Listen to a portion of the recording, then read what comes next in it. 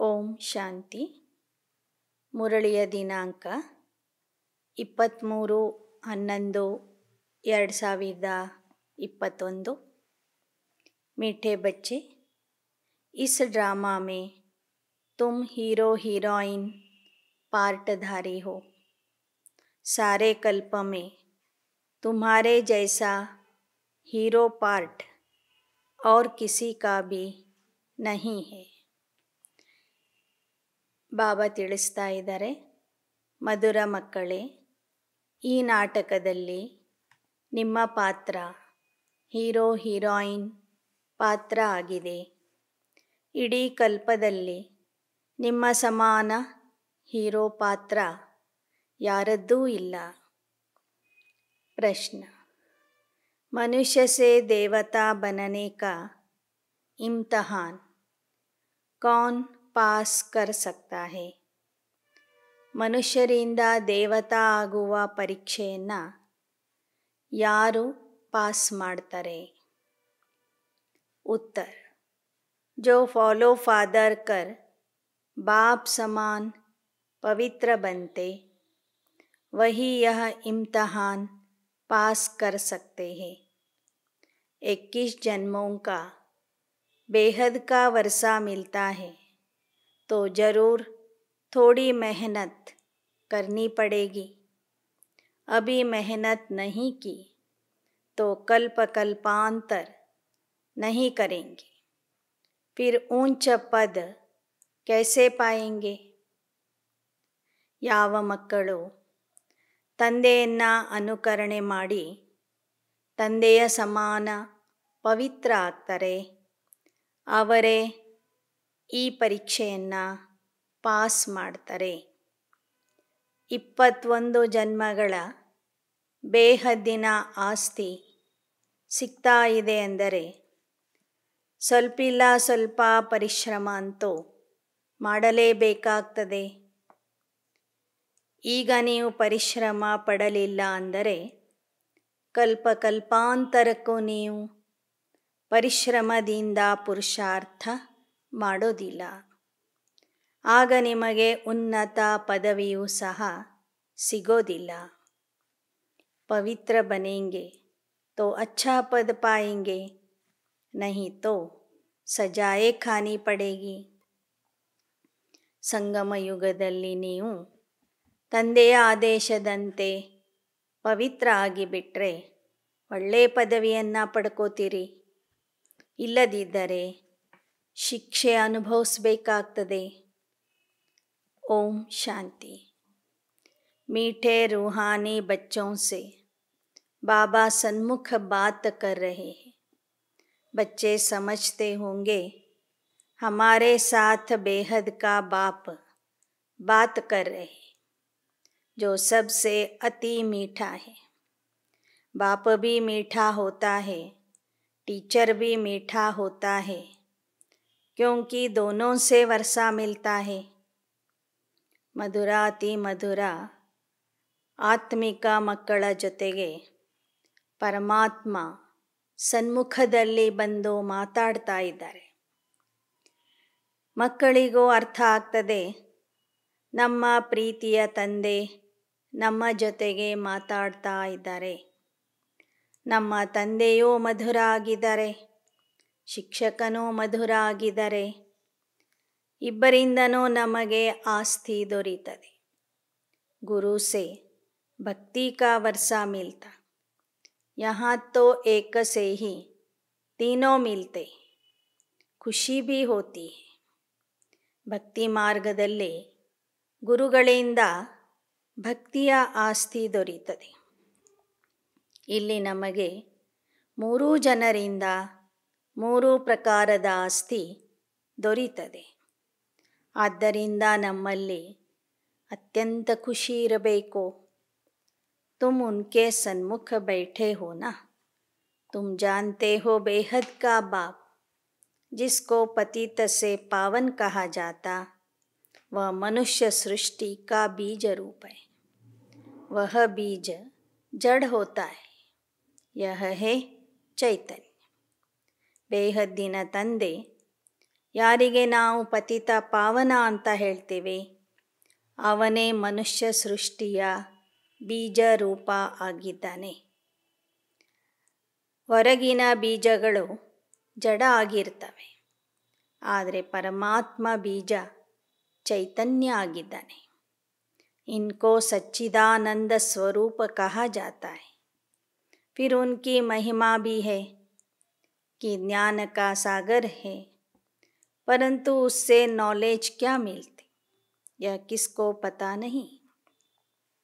ಆದ್ದರಿಂದ ಅವನಿಗೆ ಸಚ್ಚಿದಾನಂದ ಸ್ವರೂಪ ಅಂತನೂ ಹೇಳಲಾಗ್ತದೆ, ಜ್ಞಾನ ಸಾಗರ ಅಂತನೂ ಮಹಿಮೆ ಇದೆ. ಹಾಗಾದರೆ ಅವನಿಂದ ಯಾವ ಜ್ಞಾನ ಸಿಗ್ತದೆ ಅನ್ನೋದು ಜನರಿಗೆ ಗೊತ್ತಿಲ್ಲ.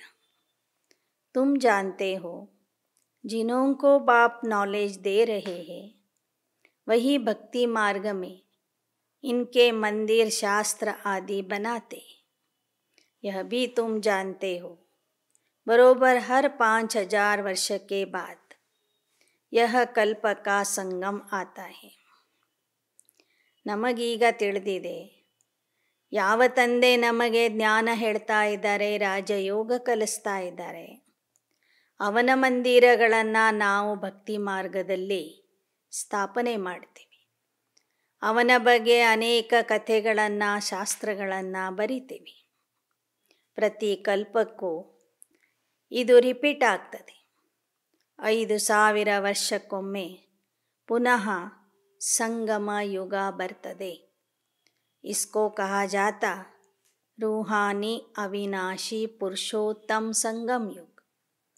यूँ तो उत्तम पुरुष बहुत ही होते, परंतु वह एक जन्म में उत्तम पुरुष बनते, फिर मध्यम कनिष्ठ हो पड़ते. यह लक्ष्मी नारायण देखो कितने उत्तम पुरुष है. यह है पुरुषोत्तम पुरुषोत्तमनी. ऐसा उत्तम दोनों को किसने बनाए.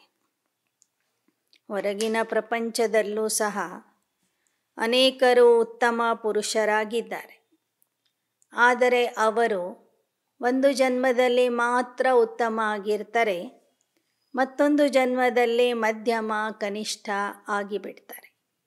ಆದರೆ ಈ ಲಕ್ಷ್ಮೀನಾರಾಯಣರು 2 ಯುಗಗಳವರೆಗೆ ಪುರುಷೋತ್ತಮ ಪುರುಷೋತ್ತಮನಿ ಆಗಿರ್ತಾರೆ. ಅವರಿಗೆ ಈ ರೀತಿಯಲ್ಲಿ ಅವಿನಾಶಿ ಉತ್ತಮರನ್ನಾಗಿ ಮಾಡಿದವರು ಯಾರು? ಗಾಯಾ ಜಾತಾ ಹೈ ऊंचते ऊंच भगवान वह ऊपर में रहते. मनुष्य सृष्टि में ऊंचते ऊंच यह विश्व महाराजा महारानी है. ಶ್ರೇಷ್ಠಾತಿ ಶ್ರೇಷ್ಠ ತಂದೆ ಯಾರು ಸರ್ವೋನ್ನತ ಸ್ಥಾನದಲ್ಲಿ ಇರ್ತಾರೆ, ಪರಮಧಾಮದಲ್ಲಿ ಇರ್ತಾರೆ, ಅವರೇ ಬಂದು ಈ ಲಕ್ಷ್ಮೀನಾರಾಯಣರನ್ನು ಸೃಷ್ಟಿ ನಾಟಕದ ಹೀರೋ ಹೀರೋಯಿನ್ನನ್ನಾಗಿ ಮಾಡ್ತಾರೆ. ಸೃಷ್ಟಿ ನಾಟಕದ ಶ್ರೇಷ್ಠಾತಿ ಶ್ರೇಷ್ಠ ವಿಶ್ವ ಮಹಾರಾಜ ವಿಶ್ವ ಮಹಾರಾಣಿಯನ್ನಾಗಿ ಮಾಡ್ತಾರೆ. ऊंचते ऊंच भारत में राज्य करते थे. अब यह राज्य उन्होंने कैसे पाया यह किसको पता नहीं. ऐसा बाप जो तुमको इतना ऊंच बनाते हैं वह कितना मीठा लगना चाहिए. उनकी मत पर चलना चाहिए. ऐसा ऊंचा विश्व का मालिक बनाने वाला बाप पढ़ाते कैसे साधारण ರೀತಿ से. ಲಕ್ಷ್ಮೀನಾರಾಯಣರಿಗೆ ಅಂತಹ ಒಂದು ರಾಜ್ಯ, ಸರ್ವಶ್ರೇಷ್ಠ ರಾಜ್ಯ ಯಾರಿಂದ ಸಿಕ್ಕಿತ್ತು ಅಂತ ಜನರಿಗೆ ಗೊತ್ತಿಲ್ಲ. ಆದರೆ ನಿಮಗೆ ಗೊತ್ತಾಗಿದೆ ಅವನು ಎಷ್ಟು ಶ್ರೇಷ್ಠ ಇದ್ದಾನೆ, ಎಷ್ಟು ಮಧುರ ಇದ್ದಾನೆ ಅಂತ. ಅವನ ಮತದಂತೆಯೇ ನೀವು ನಡಿಬೇಕು. ವಿಶ್ವದ ಮಾಲೀಕನನ್ನಾಗಿ ಮಾಡುವಂತಹ ಆ ತಂದೆ ಬರುವುದು ಮಾತ್ರ ಸಾಧಾರಣ ರೂಪದಲ್ಲಿ ಬರ್ತಾರೆ, ಸಾಧಾರಣ ರೀತಿಯಿಂದ ಓದಿಸ್ತಾರೆ. यह भी तुम जानते हो कि बेहद का बाप भारत में आता है। शिव जयंती भी मनाते हैं, भारत को आकर स्वर्ग बनाते हैं। अब स्मृति आई है कि हम स्वर्गवासी 84 जन्म भोग नरकवासी बने, फिर बाबा आया हुआ है स्वर्गवासी बनाने। ಶ್ರೇಷ್ಠಾತಿ ಶ್ರೇಷ್ಠ ಬೇಹದ್ದಿನ ತಂದೆ ಬರುವುದು ಸಹ ಭಾರತದಲ್ಲಿ ಬರ್ತಾರೆ. ಆದ್ದರಿಂದ ಭಾರತದಲ್ಲಿ ಶಿವರಾತ್ರಿಯ ಆಚರಣೆ ಮಾಡ್ತಾರೆ, ಶಿವಜಯಂತಿಯ ಆಚರಣೆ ಮಾಡ್ತಾರೆ. ಯಾಕೆಂದರೆ ಪರಮಾತ್ಮ ಭಾರತದಲ್ಲಿ ಬಂದು ಭಾರತವನ್ನು ಸ್ವರ್ಗ ಮಾಡ್ತಾರೆ. ನಿಮಗೀಗ ನೆನಪು ಬಂದಿದೆ, ನಾವೇ ಸ್ವರ್ಗವಾಸಿಗಳು ಆದವರು 84 ಜನ್ಮಗಳನ್ನು ಭೋಗಿಸಿ ಈಗ ನರಕವಾಸಿ ಆಗಿದ್ದೇವೆ. फिर बाबा आया है स्वर्गवासी बनाने, कहते हैं मुझे याद करो, तो तुम्हारी आत्मा तमो प्रधान से सतो प्रधान बनेगी.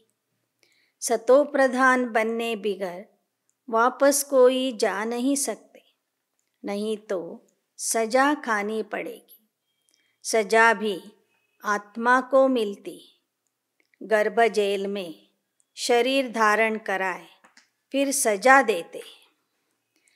ಪುನಃ ನಮ್ಮನ್ನು ಸ್ವರ್ಗವಾಸಿ ಮಾಡಲು ತಂದೆ ಬಂದಿದ್ದಾರೆ. ಆತ್ಮ ಈಗ ಸತೋಪ್ರಧಾನ ಆಗ್ತಿದೆ. ಸತೋಪ್ರಧಾನ ಆಗದೆ ವಿನಃ ಯಾರೂ ವಾಪಸ್ ಮನೆಗೆ ಹೋಗುವಂತೆ ಇಲ್ಲ. ಕೊನೆ ಪಕ್ಷ ಶಿಕ್ಷೆ ಅನುಭವಿಸಿ ಆದರೂ ಸತೋಪ್ರಧಾನ ಆಗಬೇಕು.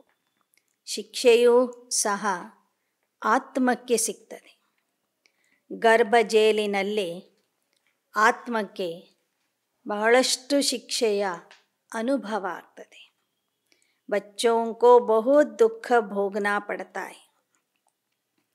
ಯೋಗದಿಂದ ಪವಿತ್ರ ಆಗದೆ ಇರೋರಿಗೆ ಗರ್ಭ ಜೇಲಿನಲ್ಲಿ ಹಾಕಿ ಆ ದೇಹದ ಮೂಲಕ ಶಿಕ್ಷೆ ಕೊಡಿಸಲಾಗ್ತದೆ.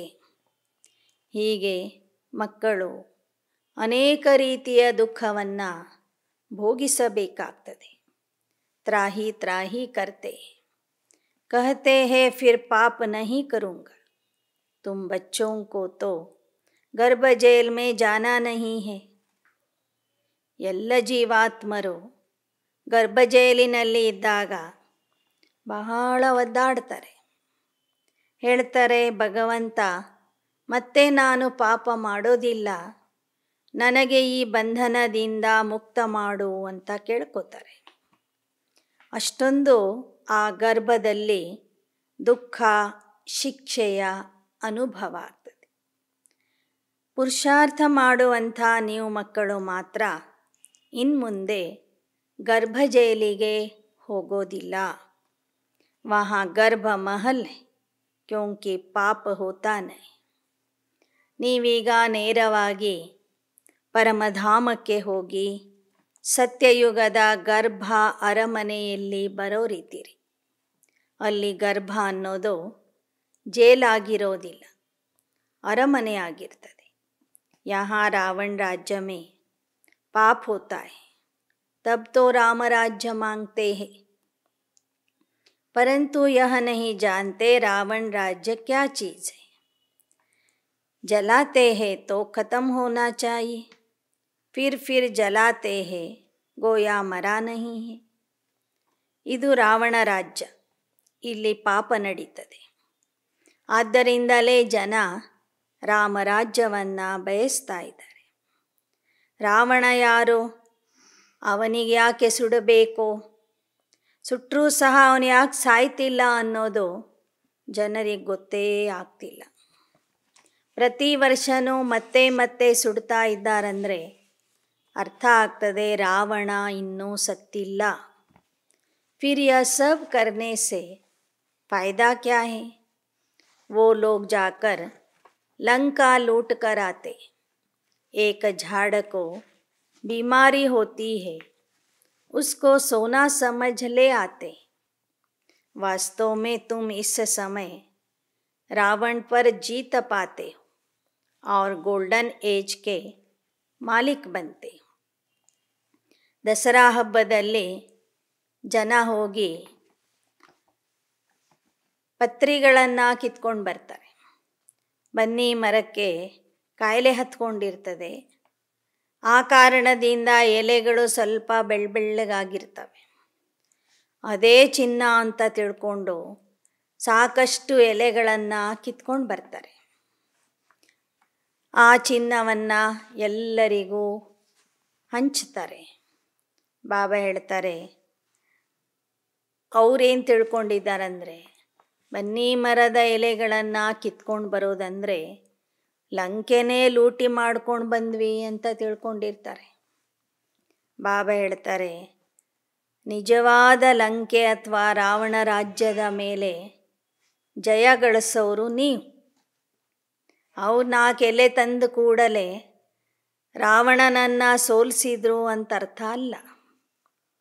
ನೀವು ನಿಜವಾದ ಗೋಲ್ಡನ್ ಏಜ್ ಅಥವಾ ಸುವರ್ಣ ಯುಗಕ್ಕೆ ಮಾಲೀಕರಾಗ್ತೀರಿ.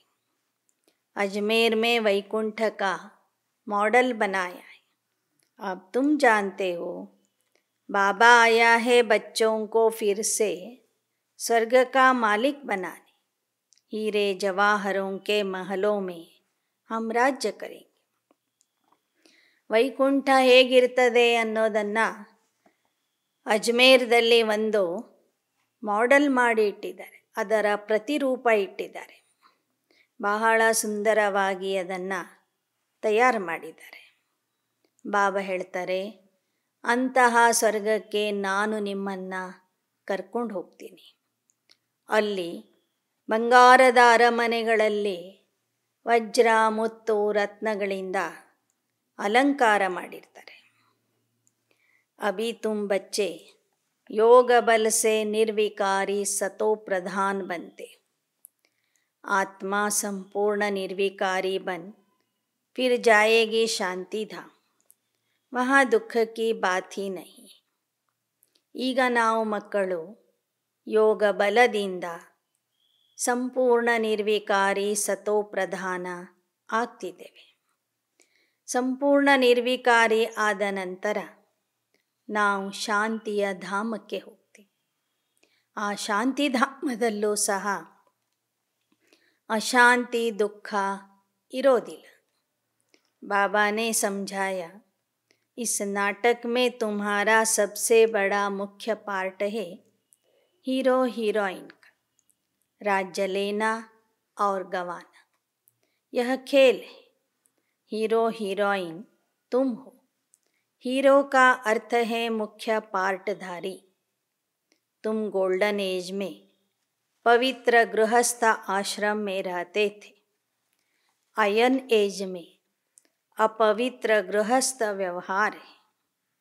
ಬಾಬಾ ಹೇಳ್ತಾರೆ, ಈ ನಾಟಕದಲ್ಲಿ ನೀವೇ ಮಕ್ಕಳು ಮುಖ್ಯ ಪಾತ್ರಧಾರಿಗಳಾಗಿ ಪಾತ್ರ ಮಾಡ್ತೀರಿ. ಒಮ್ಮೆ ರಾಜ್ಯ ಪಡ್ಕೊಳ್ಳೋದು, ಒಮ್ಮೆ ಕಳ್ಕೊಳ್ಳೋದು, ಇದು ಒಂದು ಆಟ ಆಗಿದೆ. ಆ ಸುವರ್ಣ ಯುಗದಲ್ಲಿ ನೀವು ಪವಿತ್ರ ಗೃಹಸ್ಥ ಆಶ್ರಮದಲ್ಲಿ ವಾಸ ಮಾಡ್ತಿದ್ರಿ. ಈ ಕಲಿಯುಗದಲ್ಲಿ ಆ ಗೃಹಸ್ಥ ಆಶ್ರಮ ಅನ್ನೋದು ಅಪವಿತ್ರ ಗೃಹಸ್ಥ ವ್ಯವಹಾರ ಆಗಿದೆ. अब बाबा गोल्डन एज में ले जाएगा. वहाँ लक्ष्मी नारायण सूर्यवंशियों का राज्य होगा. वह पुनर्जन्म ले चंद्रवंशी में आएंगे. वृद्धि होती रहे. अब कितने करोड़ हो गए. अब कहते बर्थ कम हो. ಬಾಬಾ ಹೇಳ್ತಾರೆ, ಮೊದಲು ಇಲ್ಲಿ ಲಕ್ಷ್ಮೀನಾರಾಯಣರ ಸೂರ್ಯವಂಶಿಗಳ ರಾಜ್ಯ ಇತ್ತು.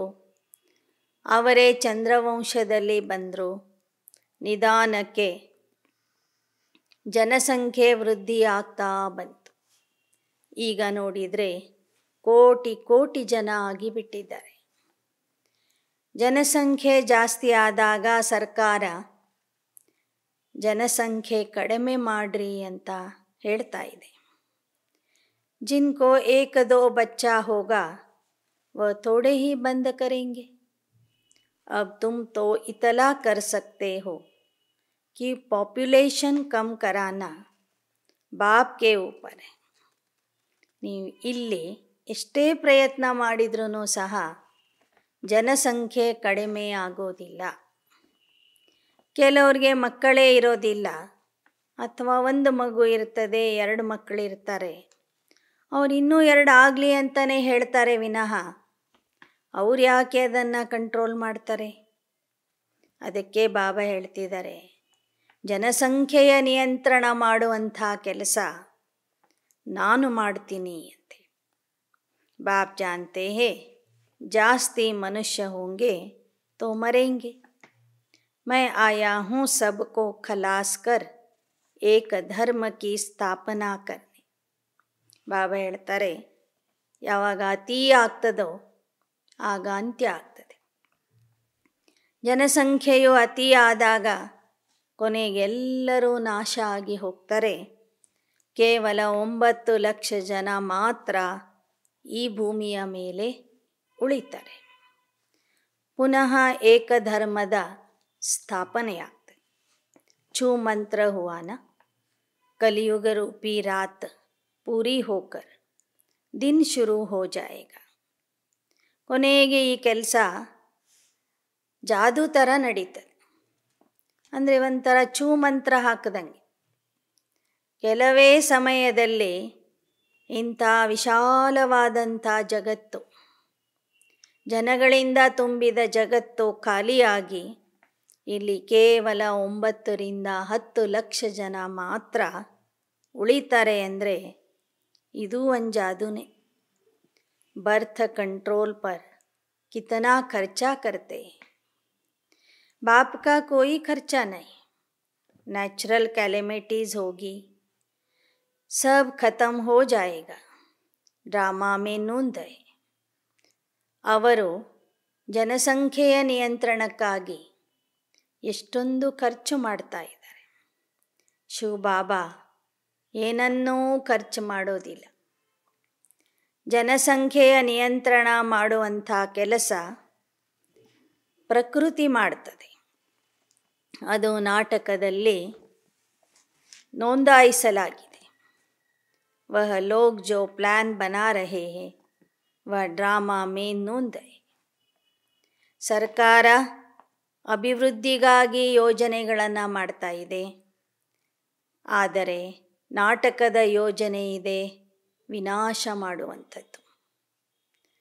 ನಾಟಕ ತನ್ನ ಯೋಜನೆಯ ಅನುಸಾರವಾಗಿ ಕೆಲಸ ಮಾಡ್ತದೆ. ಯುರೋಪವಾಸಿ ಯಾದವ್, ಭಾರತವಾಸಿ ಕೌರವ್ पांडव सब एक तरफ है. वह सब एक तरफ, इस तरफ 2 भाई. भारत में भाई भाई है. जो अभी कलयुग में भाई भाई है, तुम अब निकल आए हो संगम पर. कौरव और पांडव एक ही घर के थे. आत्मा असल में भाई भाई है. ಬಾಬಾ ಹೇಳ್ತಾರೆ, ವರ್ತಮಾನ ಸಮಯದಲ್ಲಿ ಇಡೀ ಜಗತ್ತಿನಲ್ಲಿ 3 ಪ್ರಕಾರದ ಸೇನೆ ಇದೆ. ಒಂದು ಯುರೋಪವಾಸಿ ಯಾದವರು, ಮತ್ತು ಭಾರತದಲ್ಲಿ ಕೌರವರು ಹಾಗೂ ಪಾಂಡವರು. ಅವರೆಲ್ಲರೂ ಯಾದವರು ಒಂದಾಗ್ತಾರೆ. ಭಾರತದಲ್ಲಿ ನೀವು ಕೌರವರು ಮತ್ತು ಪಾಂಡವರು ಯುದ್ಧ ಮಾಡ್ತೀರಿ ಅಂತ ಹೇಳ್ತಾರೆ ಬಾಬಾ. ವಾಸ್ತವಿಕವಾಗಿ ಪಾಂಡವರ ಯುದ್ಧ, ಸ್ಥೂಲ ಯುದ್ಧ ಕೌರವರ ಜೊತೆಗೆ ನಡೆಯೋದಿಲ್ಲ. ಕೌರವರು ಪರಸ್ಪರದಲ್ಲಿನೇ ಹೊಡೆದಾಡಿ ವಿನಾಶ ಆಗೋರಿದ್ದಾರೆ. ಹಾಗೆ ಯಾದವರು ಸಹ ಬಾಂಬ್ಸ್ಗಳನ್ನು ಹಾಕಿ ತಮ್ಮ ವಿನಾಶ ತಾವೇ ಮಾಡಿಕೊಳ್ಳೋರಿದ್ದಾರೆ. ಪಾಂಡವ ಸೈನಿಕರು ಮಾತ್ರ ಯೋಗ ಬಲದಿಂದ ಮಾಯೆ ಜೊತೆಗೆ ನೀವು ಯುದ್ಧ ಮಾಡ್ತೀರಿ. ಯಹ ತುಮಾರಿ ರೇಸ್ ಹೈ, ಯಾದ ಕಿ ದೌಡ್. ಪಹಲೆ ಪಹಲೆ ಬಾಬಾ ಕಹತೆ ಮೇರೆ ಸಾಥ್ ಯೋಗ ರಖೋ. ಬಾಬಾ ಹೇಳ್ತಾರೆ, ಇದು ಒಂದು ಓಟದ ಸ್ಪರ್ಧೆ. ನೆನಪಿನ ಓಟದಲ್ಲಿ ಭಾಗವಹಿಸಿದ್ದೀರಿ. ಈ ವಿಚಾರ ಯಾವ ಶಾಸ್ತ್ರದಲ್ಲಿನೂ ಇಲ್ಲ. ಮೊದಲನೇ ವಿಚಾರ ಬಾಬಾ ಹೇಳ್ತಾರೆ, ನನ್ನ ಜೊತೆಗೆ ಯೋಗ ಜೋಡಿಸ್ರಿ. यह योग की यात्रा इस समय ही होती है. यह यात्रा और कोई सिखला न सके. सतयुग में न रूहानी योग न जिस्मानी योग है. ಬಾಬಾ ಹೇಳ್ತಾರೆ, ಈ ನೆನಪಿನ ಯಾತ್ರೆಯನ್ನು ಪರಮಾತ್ಮನೇ ಬಂದು ಕಲಿಸ್ತಾನೆ. ಸತ್ಯಯುಗದಲ್ಲಿ ಆತ್ಮಿಕ ಯಾತ್ರೆನೂ ಇರೋದಿಲ್ಲ, ದೈಹಿಕ ಯಾತ್ರೆನೂ ಇರೋದಿಲ್ಲ. ड्रामा में एक एक सेकंड का एक्ट समझाया है. इसको स्वदर्शन चक्र कहा जाता है. वास्तव में स्वदर्शन चक्रधारी तुम बनते हो. 84 जन्मों का अथवा सृष्टि चक्र का नॉलेज तुमको है. स्वमाना आत्मा, आत्मा को यह ज्ञान है, तो अभी तुम बच्चे ಸ್ವದರ್ಶನ್ ಚಕ್ರಧಾರಿ ಬನೆ ಹೋ. ನಿಮಗೀಗ ನಾಟಕದ ಜ್ಞಾನನೂ ಗೊತ್ತಿದೆ, ನಾಟಕದಲ್ಲಿ ನಿಮ್ಮ ಪಾತ್ರದ ಜ್ಞಾನನೂ ಗೊತ್ತಿದೆ. ಆದ್ದರಿಂದ ನೀವೇ ಸ್ವದರ್ಶನ ಚಕ್ರಧಾರಿ ಆಗಿದ್ದೀರಿ. ಹಮ್ ತುಮಕೋ ಕಹೆಂಗೆ ರೂಹಾನಿ ಬಚ್ಚೋ, ಸ್ವದರ್ಶನ ಚಕ್ರಧಾರಿ ಬ್ರಾಹ್ಮಣ್ ಕುಲಭೂಷಣ್. ಆದ್ದರಿಂದ ಬಾಬಾ ಹೇಳ್ತಾರೆ, ನಾನು ನಿಮಗೆ ಕರೆಯುವಾಗ ಆತ್ಮಿಕ ಮಕ್ಕಳೇ ಅಂತ ಕರಿತೀನಿ. ಹೇ ನನ್ನ ಸ್ವದರ್ಶನ ಚಕ್ರಧಾರಿ ಬ್ರಾಹ್ಮಣ ಕುಲಭೂಷಣ ಮಕ್ಕಳೇ ಅಂತ ಕರಿತೀನಿ. इन अक्षरों का अर्थ कोई नया समझ नहीं सकता. यह अलंकार तुमको नहीं देते, क्योंकि तुमसे कई भागंती हो जाते. ಸ್ವದರ್ಶನ ಚಕ್ರಧಾರಿ ಬ್ರಾಹ್ಮಣ ಕುಲಭೂಷಣ, ಈ ಶಬ್ದಗಳ ಅರ್ಥ ಜನರಿಗೆ ಗೊತ್ತಾಗೋದಿಲ್ಲ. ವಾಸ್ತವಿಕವಾಗಿ ಸಂಗಮ ಯುಗದಲ್ಲಿನೇ ಬಾಬಾ ನಮಗೆ ಶಂಕು, ಚಕ್ರ, ಗದೆ ಮತ್ತು ಕಮಲ ಕೊಟ್ಟಿದ್ದಾರೆ. ಈ ಅಲಂಕಾರಗಳನ್ನು ಸಂಗಮ ಯುಗದಲ್ಲಿ ಬಾಬಾ ನಮಗೆ ಕೊಟ್ಟಿದ್ದಾರೆ. ಆದರೆ ಭಕ್ತರು ಈ ಅಲಂಕಾರಗಳನ್ನು ಬ್ರಾಹ್ಮಣರ ಕೈಯಲ್ಲಿ ತೋರಿಸಿಲ್ಲ, ದೇವತೆಗಳ ಕೈಯಲ್ಲಿ, ನಾರಾಯಣನ ಕೈಯಲ್ಲಿ ತೋರಿಸಿದ್ದಾರೆ. ಯಾಕೆ ಅಂದರೆ, ನೀವು ಬ್ರಾಹ್ಮಣರು ಪುರುಷಾರ್ಥ ಮಾಡ್ತಾ ಮಾಡ್ತಾ ಒಮ್ಮೊಮ್ಮೆ ತಂದೆಯ ಕೈ ಬಿಟ್ಟು ಓಡಿ ಹೋಗ್ತೀರಿ. ಅಬ್ ತುಮ್ಹಾರಿ ಬುದ್ಧಿ ಮೇ 84 का चक्र है. अब नंबर 1 में जाएंगे. पहले घर जाकर फिर देवता बनेंगे, फिर क्षत्रिय वैश्य शूद्र बनेंगे. कितनी समझ की बात है. इतना भी कोई याद करे तो अहो सौभाग्य. बाकी थोड़ा समय है. ಈಗ ನಿಮ್ಮ ಬುದ್ಧಿಯಲ್ಲಿ 84 ಜನ್ಮಗಳ ಚಕ್ರ ಇದೆ. ದೇವತಾ, ಕ್ಷತ್ರಿಯ, ವೈಶ್ಯ, ಶೂದ್ರ, ಬ್ರಾಹ್ಮಣ ವರ್ಣಗಳ ಜ್ಞಾನ ಇದೆ. ಇಷ್ಟನ್ನೇ ನೀವು ನೆನ್ಪು ಮಾಡಿಕೊಂಡ್ರೂ ಸಾಕು. ಅಹೋ ಸೌಭಾಗ್ಯ ಅಂತ ಹೇಳ್ತಾರೆ ಬಾಬಾ. ಇನ್ನು ಸ್ವಲ್ಪೇ ಸಮಯ ಉಳಿದಿದೆ, ನೀವೆಲ್ಲರೂ ಸ್ವರ್ಗಕ್ಕೆ ಹೋಗೋರಿದ್ದೀರಿ. ಬಾಕಿ ಶಾಸ್ತ್ರೋं में बहुत दंतकथाएं लिख दी. कृष्ण जो सभी का प्यारा है, उनके लिए भी लिख दिया. सर्प ने डसा यह हुआ. कृष्ण राधे से भी प्यारा लगता क्योंकि मुरली बजाई. यह वास्तव में है ज्ञान की बातें. ಶಾಸ್ತ್ರಗಳಲ್ಲಿ ಅನೇಕ ದಂತಕಥೆಗಳನ್ನು ಬರೆದಿಟ್ಟಿದ್ದಾರೆ. ಕೃಷ್ಣನಿಗೆ ಸರ್ಪ ಕಚ್ಚಿತ್ತು, ಅದಕ್ಕಾಗಿ ಅವನು ಕಪ್ಪಾಗಿದ್ದಾನೆ ಅಂತಲೂ ಬರೆದಿದ್ದಾರೆ. ಹೀಗೆ ಅನೇಕ ದಂತಕಥೆಗಳನ್ನು ನಾವು ಕೇಳ್ತಾ ಬಂದಿದ್ದೀವಿ, ಹೇಳ್ತಾ ಬಂದಿದ್ದೀವಿ. ಕೃಷ್ಣನ ಮೇಲೆ ಭಾರತೀಯರಿಗೆ ಬಹಳ ಪ್ರೀತಿ ಇದೆ. ರಾಧೆಗಿಂತನೂ ಹೆಚ್ಚಿನ ಪ್ರೀತಿ ಕೃಷ್ಣನ ಮೇಲೆ ಇರ್ತದೆ. ಯಾಕೆ ಅಂದರೆ ಕೃಷ್ಣ ಮುರಳಿ ನುಡಿಸ್ತಾನೆ. ಅದು ಜ್ಞಾನದ ಮಾತಾಗಿದೆ. ತುಮ್ ಇಸ್ ಸಮಯ ಜ್ಞಾನ ज्ञानेश्वरी हो, फिर पढ़कर राज राजेश्वरी बनते हो. ಬಾಬಾ ಹೇಳ್ತಾರೆ, ಕೃಷ್ಣ ಆಗುವಂಥ ನೀವು ಮಕ್ಕಳು ಸಂಗಮ ಯುಗದಲ್ಲಿ ತಂದೆಯ ಸಮಾನ ಜ್ಞಾನ ಮುರಳಿಯನ್ನು ನುಡಿಸ್ತೀರಿ. ಸಂಗಮ ಯುಗದಲ್ಲಿ ಜ್ಞಾನೇಶ್ವರಿ ಆಗ್ತೀರಿ, ಭವಿಷ್ಯದಲ್ಲಿ ರಾಜರಾಜೇಶ್ವರಿ ಆಗ್ತೀರಿ. यह तुम्हारी एम ऑब्जेक्ट है. तुमसे कोई पूछते हैं यहाँ का उद्देश्य क्या है? बोलो, मनुष्य से देवता बनना. हम सो देवता 84 जन्मों के बाद शूद्र बने, अब फिर ब्राह्मण बने हैं, फिर देवता बनेंगे. पढ़ाने वाला ज्ञान का सागर परमात्मा है, न कि श्री कृष्ण. ರಾಜರಾಜೇಶ್ವರಿ ಆಗುವುದೇ ನಮ್ಮ ಗುರಿ ಉದ್ದೇಶ ಆಗಿದೆ.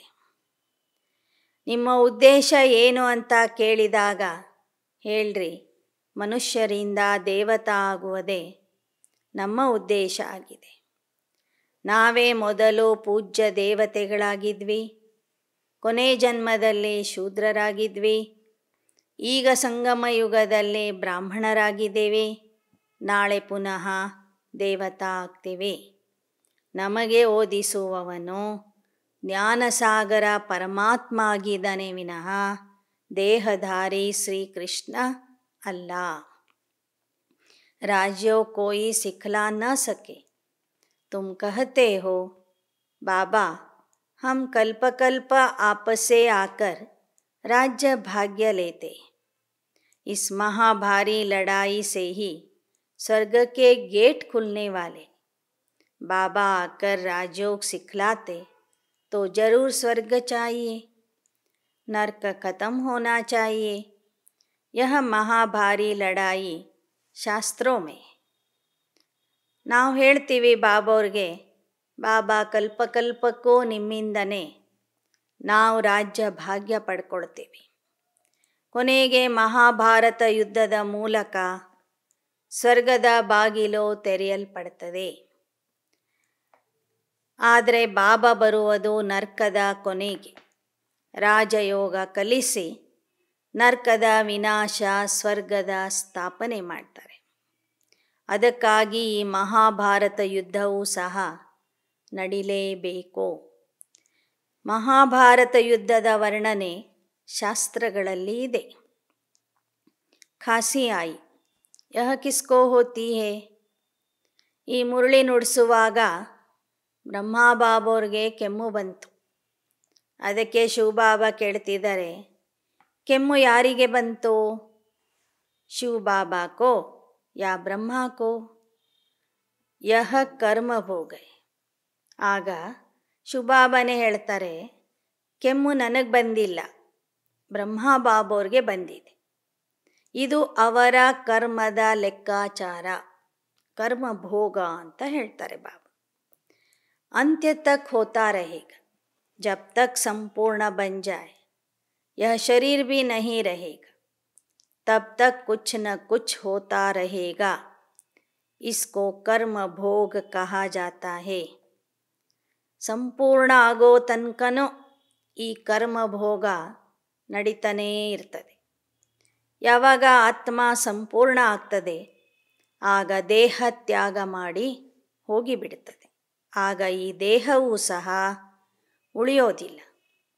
सतयुग में कर्म भोग होता नहीं, कोई बीमारी आदि होती नहीं.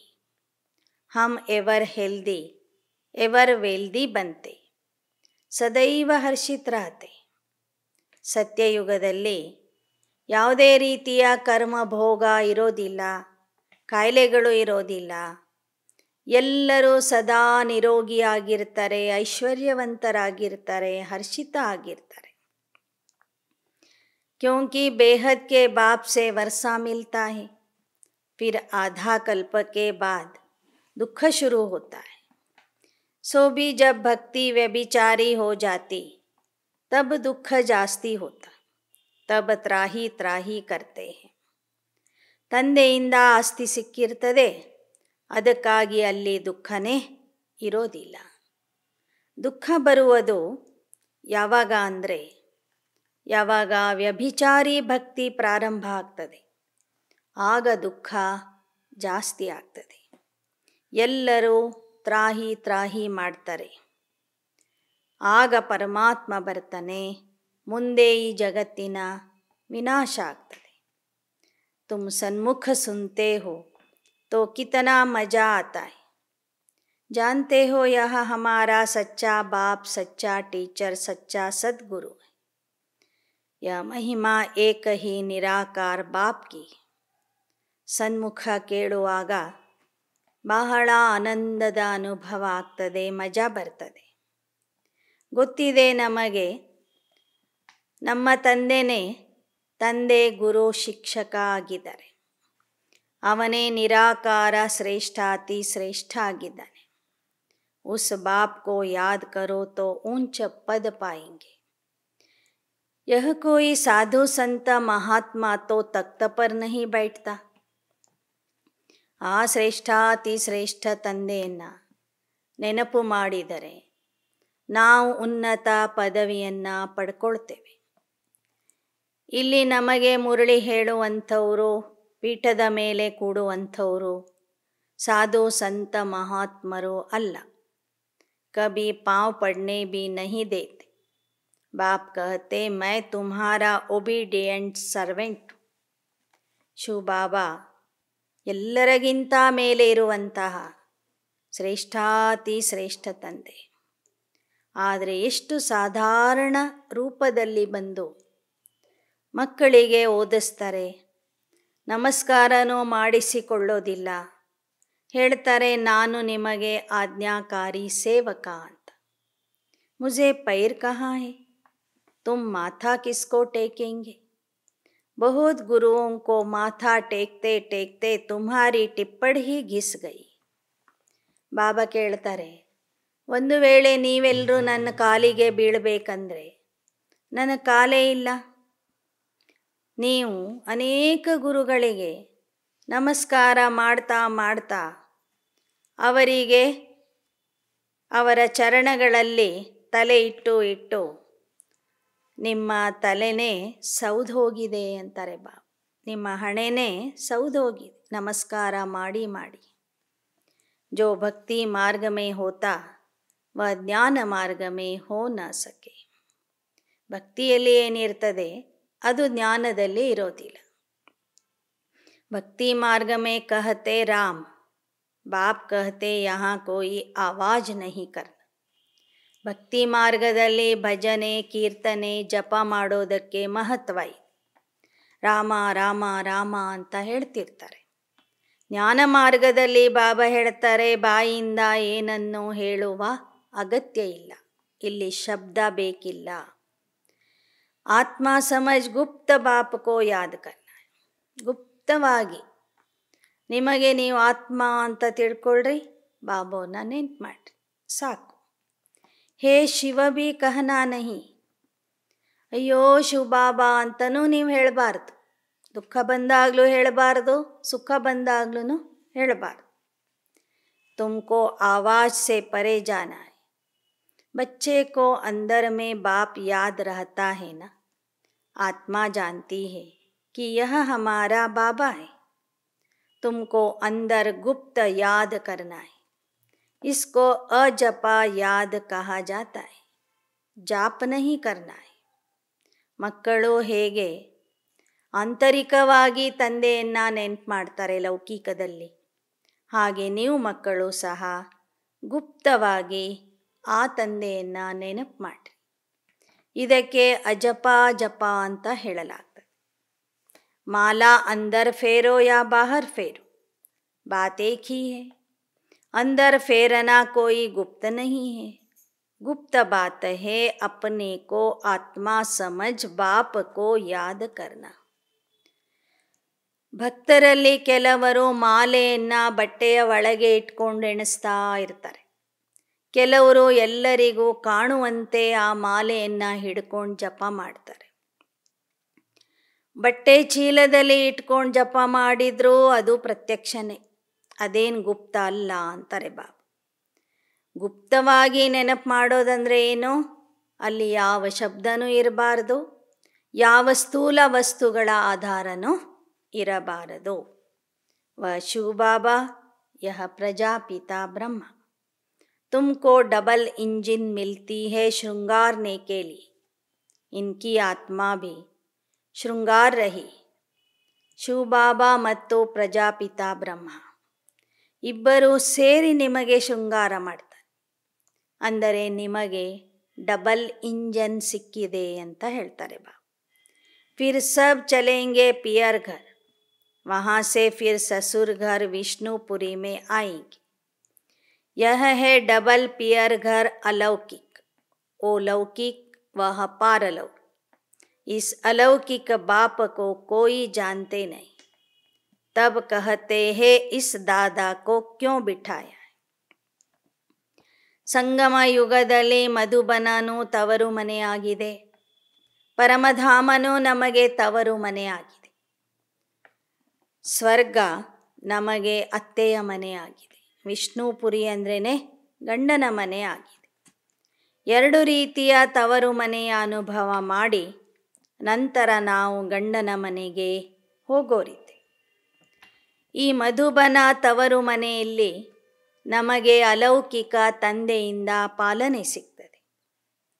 ಈ ಬ್ರಹ್ಮ ತಂದೆಯ ಚಿತ್ರ ನೋಡಿ ಅನೇಕರು ಕೇಳ್ತಾರೆ, ಈ ಅಜ್ಜನಿಗೆ ಯಾಕೆ ಕೂಡಿಸಿದಿರಿ ಅಂತ. ಯಹ ಕಿಸ್ಕೋ ಪತಾ ನಹಿ ಕಿ ಇಸ್ ತನ್ ಸೆ ಪರಮಾತ್ಮ ಪಢಾತೆ. ಆದರೆ ಇವರ ದೇಹದ ಮೂಲಕನೇ ಪರಮಾತ್ಮ ನಮಗೆ ಓದಿಸ್ತಾನೆ ಎಂಬ ವಿಚಾರ ಯಾರಿಗೂ ಗೊತ್ತಿಲ್ಲ.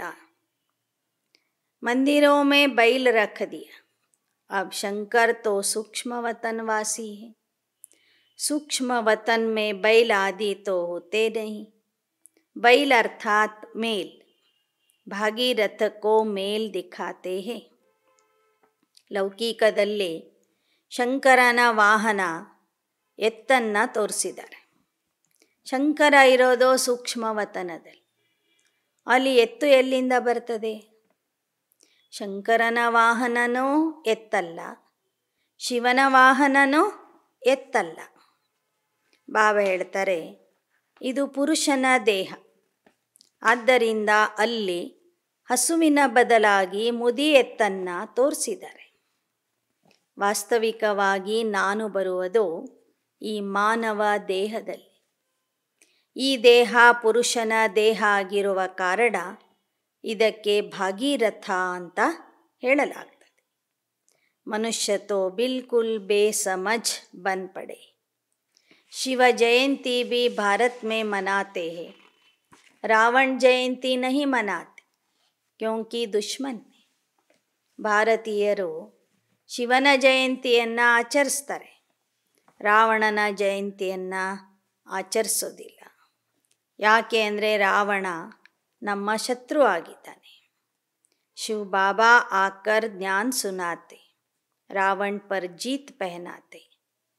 ಜಯಂತಿ ಉಸ್ಕಿ ಮನಾಯಿ ಜಾತಿ ಹೈ ಜೋ ಸುಖ ದೇತಾ ಹೈ. ಯಾರು ನಮಗೆ ಸುಖ ಕೊಟ್ಟು ಹೋಗ್ತಾರೆ, ಯಾರು ನಮ್ಮ ಮೇಲೆ ಉಪಕಾರ ಮಾಡ್ತಾರೆ, ಅಂಥವರ ಜಯಂತಿಗಳನ್ನು ನಾವು ಆಚರಿಸ್ತೀವಿ. ದುಃಖ ಕೊಡುವಂಥವರು ಶತ್ರುಗಳು, ಅವರ ಜಯಂತಿಯನ್ನು ನಾವು ಆಚರಿಸೋದಿಲ್ಲ.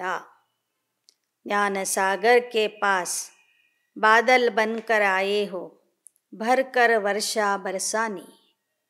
ಧಾರಣಾ ಬಡಿ ಅಚ್ಚಿ ಚಾಹಿ. ನೀವೆಲ್ಲರೂ ಮಧುಬನಕ್ಕೆ ಬರ್ತೀರಿ ಅಂದರೆ ಜ್ಞಾನ ಸಾಗರನ ಹತ್ತಿರ ಬರ್ತೀರಿ. ಜ್ಞಾನ ಜಲದಿಂದ ನೀವು ತುಂಬಿದ ಮೋಡಗಳಾಗಿ ಹೋಗಬೇಕು ಮತ್ತು ಹೋದ ನಂತರ ಎಲ್ಲರ ಮೇಲೆ ಜ್ಞಾನದ ಮಳೆಯನ್ನು ಸುರಿಸಬೇಕು ಅಂತ ಹೇಳ್ತಾರೆ ಬಾ. ಜ್ಞಾನದ ಮಳೆ ಸುರಿಸುವಂಥವರಲ್ಲಿ ಧಾರಣೆ ಬಹಳ ಚೆನ್ನಾಗಿರಬೇಕು. अब बेहद बाप के सन्मुख घर में बैठे भासना आती है ना. ब्राह्मण कुलभूषण भी, मम्मा बाबा भी. बाबा हमको टीचर के रूप में पढ़ा रहे, सद्गुरु के रूप में साथ ले जाएंगे. वो गुरु लोग नहीं ले जाते। गुरु का काम है फॉलोवर्स को साथ ले जाना। वास्तव में वह फॉलोवर्स भी नहीं है, वह सन्यासी, वह गृहस्थी, तो फॉलोवर्स कैसे ठहरे? तुम शिव बाबा को भी फॉलो करते हो, ब्रह्मा को भी फॉलो करते हो। जैसे यह बनते तुम भी बनತೆ. ಬಾಬಾ ಹೇಳ್ತಾರೆ, ಗುರುಗಳ ಕೆಲಸ ಆಗಿದೆ ಶಿಷ್ಯರನ್ನ ತಮ್ಮ ಜೊತೆಗೆ ಕರ್ಕೊಂಡು ಹೋಗೋದು. ಆದರೆ ಲೌಕಿಕದ ಗುರುಗಳು ಯಾರೂ ಶಿಷ್ಯರನ್ನ ತಮ್ಮ ಜೊತೆಗೆ ಕರ್ಕೊಂಡು ಹೋಗೋದಿಲ್ಲ. ವಾಸ್ತವಿಕವಾಗಿ ಅವರಿಗೆ ಶಿಷ್ಯರು ಅಥವಾ ಅನುಯಾಯಿಗಳು ಅಂತ ಹೇಳುವುದು ತಪ್ಪಾಗ್ತದೆ. ಯಾಕೆ ಅಂದರೆ ಗುರುಗಳು ಸನ್ಯಾಸಿಯಾಗಿರ್ತಾರೆ, ಶಿಷ್ಯರು ಗೃಹಸ್ಥಿಗಳಾಗಿರ್ತಾರೆ. ಆದರೆ ಇಲ್ಲಿ ಮಾತ್ರ ನೀವು ಶಿವತಂದೆಯ ಸಮಾನ ಆಗಲಿಕ್ಕಾಗಿ ಶಿವಬಾಬವ್ರನ್ನೂ ಫಾಲೋ ಮಾಡ್ತೀರಿ, ಬ್ರಹ್ಮ ಬಾಬವ್ರನ್ನೂ ಫಾಲೋ ಮಾಡ್ತೀರಿ. ಇಲ್ಲಿ ಶಿವಬಾಬಾ ಸದ್ಗುರು ನಿಮ್ಮನ್ನು ಜೊತೆಗೆ ಕರ್ಕೊಂಡು ಹೋಗ್ತಾರೆ. ಜೈಸೆ ಯಹ ಬಂತೆ ತುಮ್ ಭಿ ಬಂತೆ ಹೋ. हम आत्मा पवित्र बन बाबा के पास चली जाए. बाबा कहते माम एकम याद करो. सच्चे सच्चे फॉलोवर्स तुम हो. मैं आया हूँ तुमको ले जाने. अब ज्ञान चिता पर बैठो तो ले जाऊँगा. ಬಾಬಾ ಹೇಳ್ತಾರೆ, ನಾನು ಬಂದಿರೋದೇ ನಿಮ್ಮನ್ನು ಕರ್ಕೊಂಡು ಹೋಗಲಿ. ಈಗ ಜ್ಞಾನ ಚಿತೆಯ ಮೇಲೆ ಕೂತ್ಕೊಳ್ಳಿ, ಆಗ ಕರ್ಕೊಂಡು ಹೋಗ್ತೀನಿ. यह बातें बहुत सहज है. बाबा के फॉलोवर्स बनो. जितना पवित्र बनेंगे अच्छा पद पाएंगे, नहीं तो सजा खानी पड़ेगी. जाना तो जरूर है. 21 जन्मों का वर्षा मिलता है तो क्यों नहीं मेहनत करनी चाहिए. अब मेहनत नहीं की तो कल्प कल्पांतर नहीं करेगी, फिर ऊंच पद कैसे पाएंगे. यह बड़ा बेहद का क्लास है. एक ही इम्तहान है, ಮನುಷ್ಯ ಸೇ ದೇವತಾ ಬನನ. ಇದು ಬಹಳ ದೊಡ್ಡ ಶಾಲೆಯಾಗಿದೆ. ಇಲ್ಲಿಯ ಪರೀಕ್ಷೆಯೂ ದೊಡ್ಡದಾಗಿದೆ. ಈ ಪರೀಕ್ಷೆ ಪಾಸ್ ಮಾಡುವಂಥವರು ಮನುಷ್ಯರಿಂದ ದೇವತಾ ಆಗ್ತಾರೆ. ಮೀಠೆ ಮೀಠೆ ಸಿಕ್ಕಿಲ್ಲದೆ ಬಚ್ಚೋಂ ಪ್ರತಿ ಮಾತ್ ಪಿತಾ ಬಾಪ್ दादा का याद प्यार और गुड मॉर्निंग. रूहानी बाप की रूहानी बच्चों को नमस्ते. रूहानी बच्चों की रूहानी बाप दादा को याद प्यार गुड मॉर्निंग और नमस्ते नमस्ते नमस्ते. ಧಾರಣೆಗಾಗಿ ಮುಖ್ಯಾಂಶಗಳು. एक बाप का सच्चा सच्चा फॉलोवर बन पूरा पूरा पवित्र बनना है. 21 जन्मों का वर्षा लेने का पुरुषार्थ करना है. ಒಬ್ಬ ತಂದೆಯನ್ನು ಅನುಕರಣೆ ಮಾಡಿ ಸಂಪೂರ್ಣ ಪವಿತ್ರ ಆಗಬೇಕು. 21 ಜನ್ಮಗಳ ಆಸ್ತಿಯನ್ನು ಪಡೆದುಕೊಳ್ಳಲು ಪುರುಷಾರ್ಥ ಮಾಡಬೇಕು. 2. मुख से हे शिव बाबा भी नहीं कहना है, आवाज़ से परे जाना है. अपने को आत्मा समझ अंदर में बाप को याद करना है. ಬಾಯಿಂದ ಹೇ ಶಿವ ಬಾಬಾ, ಹಾಯ್ ಶಿವ ಬಾಬಾ ಅಂತನೂ ಹೇಳಬಾರದು. ಶಬ್ದದಿಂದ ದೂರ ಹೋಗಬೇಕು. ನಮಗೆ ನಾವು ಆತ್ಮ ಅಂತ ತಿಳಿದು ಗುಪ್ತವಾಗಿ ಆ ತಂದೆಯನ್ನು ನೆನಪು ಮಾಡಬೇಕು. वरदान. स्थूल व सूक्ष्म में हर फरमान को पालन करने वाले संपूर्ण फरमानवरदार भव. ಸ್ಥೂಲ ಅಥವಾ ಸೂಕ್ಷ್ಮ ಆಜ್ಞೆಗಳನ್ನು ಪಾಲನೆ ಮಾಡುವಂತಹ ಸಂಪೂರ್ಣ ಆಜ್ಞಾಕಾರಿ ಆಗಿರಿ. स्थूल फरमान करने की शक्ति, पालन करने की शक्ति उन्हीं बच्चों में आ सकती है जो सूक्ष्म फरमान पालन करते हैं. सूक्ष्म और मुख्य फरमान है, निरंतर याद में रहो व मन वचन कर्म से पवित्र बनो। संकल्प में भी अपवित्रता व अशुद्धता न हो। यदि संकल्प में भी पुराने अशुद्ध संस्कार टच करते हैं तो संपूर्ण वैष्णव व संपूर्ण पवित्र नहीं कहेंगे। इसलिए कोई एक संकल्प भी फरमान के सिवाय न चले, तब कहेंगे संपूर्ण फरमानवरदार। ಸ್ಥೂಲ ಆಜ್ಞೆಗಳನ್ನು ಪಾಲಿಸುವ ಶಕ್ತಿ ಯಾವ ಮಕ್ಕಳಿಗೆ ಬಂದಿರ್ತದೆ ಅಂದರೆ, ಯಾರು ತಂದೆಯ ಸೂಕ್ಷ್ಮ ಆಜ್ಞೆಗಳನ್ನು ಪಾಲನೆ ಮಾಡ್ತಾರೋ ಅವರಿಗೆ. ಸೂಕ್ಷ್ಮ ಮತ್ತು ಮುಖ್ಯವಾದಂಥ ಆದೇಶ ಆಗಿದೆ, ಮಕ್ಕಳೇ ನಿರಂತರ ನನ್ನ ನೆನಪಿನಲ್ಲಿರಿ, ಮನ ವಚನ ಕರ್ಮದಿಂದ ಪವಿತ್ರ ಆಗ್ರಿ. ಸಂಕಲ್ಪದಲ್ಲಿಯೂ ಸಹ ಅಪವಿತ್ರತೆ ಅಶುದ್ಧತೆ ಇರಬಾರದು. ಸಂಕಲ್ಪದಲ್ಲಿ ಅಶುದ್ಧ ಹಳೆಯ ಸಂಸ್ಕಾರಗಳು ಇದ್ದರೆ ಅವರಿಗೆ ಸಂಪೂರ್ಣ ವೈಷ್ಣವರು ಸಂಪೂರ್ಣ ಪವಿತ್ರರು ಅಂತ ಹೇಳಲಿಕ್ಕೆ ಆಗೋದಿಲ್ಲ. ಆದ್ದರಿಂದ ಸಂಕಲ್ಪದ ಮೂಲಕನೂ ಪ್ರತಿಯೊಂದು ಆಜ್ಞೆಯ ಪಾಲನೆ ಮಾಡಿರಿ. ಅಂಥವರಿಗೆ ಹೇಳಲಾಗ್ತದೆ ಸಂಪೂರ್ಣ ಆಜ್ಞಾಕಾರಿ ಮಕ್ಕಳು. ಸ್ಲೋಗನ್: बाप को जानकर दिल से बाबा कहना यह सबसे बड़ी ವಿಶೇಷತಾ है. ತಂದೆಯನ್ನು ಯಥಾರ್ಥವಾಗಿ ಗುರುತಿಸಿ ಅರ್ಥ ಮಾಡಿಕೊಂಡು ಹೃದಯದಿಂದ ಪ್ರೀತಿಯಿಂದ ಬಾಬಾ ಅಂತ ಕರೆಯುವುದೇ, ಬಾಬಾ ಅಂತ ನೆನಪು ಮಾಡುವುದೇ ಎಲ್ಲಕ್ಕಿಂತಲೂ ದೊಡ್ಡ ವಿಶೇಷತೆ ಆಗಿದೆ. ಅಚ್ಚಾ, ಓಂ ಶಾಂತಿ.